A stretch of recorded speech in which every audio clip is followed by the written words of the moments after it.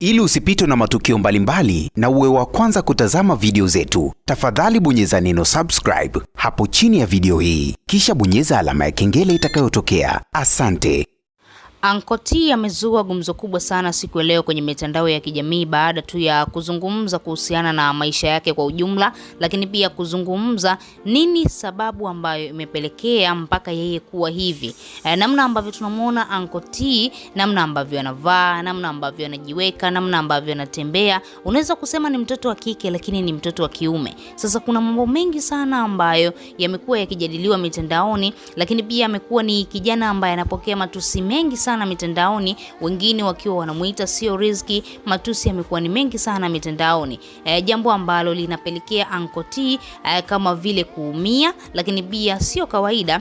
Unaweza ukamuona mtu anaishi maisha yake kwa staili hii, labda huko nyuma ya pazia sisi hatujui alipotokea, hatuelewi ni kitu gani ambacho kiliwahi kumpata, lakini siku ya leo Anko T ameamua kutoa mkasa mzima ni kitu gani ambacho kilitokea, lakini pia ni sababu ipi ambayo imesababisha yeye anakuwa na tabia za kike. Ukiangalia Anko T pia kazi yake amebezi sana katika mambo ya kike, anauza nywele za kike, lakini pia anauza urembo, lip balm na mambo mengi sana ambayo amekuwa akiyafanya, lakini pia ni mwanamitindo mzuri sana Anko T. Sasa Anko T siku leo ameamua kuanika ni sababu ipi ambayo imempelekea yeye kuwa na tabia kama hizo, lakini pia ni kitu gani ambacho kimempelekea yeye kama Anko T kushindwa kabisa kubehave au kuwa na zile tabia za mtoto wa kiume. Unajua mwanaume kuna style fulani hivi anaweza akakaa ukasema haya hapa sio kweli, huyu sio mwanaume wa kweli, sio mwanaume aliyokamilika. Ukimwangalia Anko T namna ambavyo anavaa, ukiangalia kuna muda fulani hivi Anko T anaweza akaenda katika shughuli amevaa gauni kabisa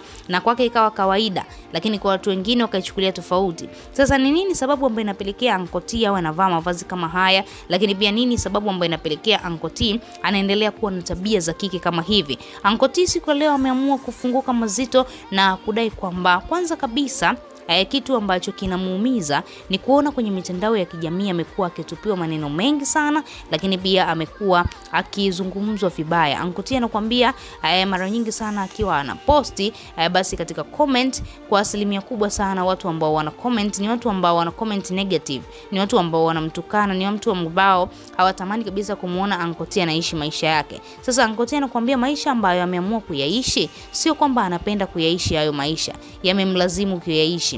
Na Anko T anakuambia jambo ambalo yeye binafsi alielewi mpaka leo hii. Anakuambia anashangaa tu tangu akiwa mdogo alikuwa na hiyo tabia, yani anapenda sana kukaa na watoto wa kike kuliko kukaa na watoto wa kiume. Lakini pia jambo lingine Anko T anakuambia baada ya kukua miaka 18 akaja akashangaa anaanza tu kutamani kuwa karibu zaidi na watoto wa kiume, jambo ambalo lilikuwa linasababisha Anko T anagombana sana na mzazi wake, yani baba yake mzazi. Sasa ilikuwa inapelekea Anko T anashindwa kuelewa hii situation imekaaje, kwa nini mimi sitamani hata siku moja basi kuwa na zile tabia za watoto wa kiume, yani kutamani watoto wa kike kama hivi, japokuwa Anko T na mtoto wa miaka 9 mpaka sasa hivi tunaweza kusema.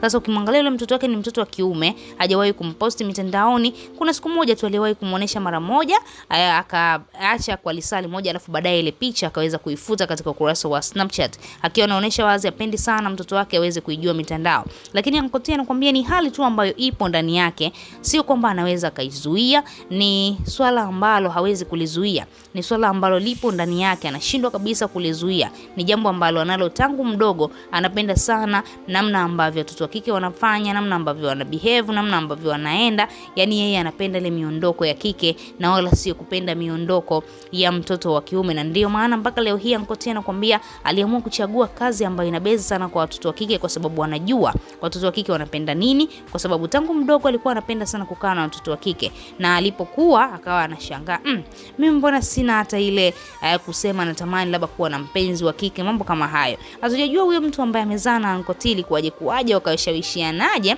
lakini mpaka dakika hii bado hatuelewi Anko T ni mtu wa namna gani. Tunamuona kwenye mitandao ya kijamii akiwa na behave kama mtoto wa kike, lakini yeye kwa upande wake anakuambia hiyo ni hali tu ambayo iliwahi kumtokea tangu akiwa mdogo, na mpaka alipokuwa basi akaona ile hali inaendelea kukua zaidi na zaidi, basi akaamua na yeye pia kufanya biashara ambayo inahusisha watoto wa kike ili mradi tu aweze kujikimu kimaisha. Lakini pia ukiangalia tuangalie kwa sasa hivi Anko T tayari ana mtoto wake wa kiume.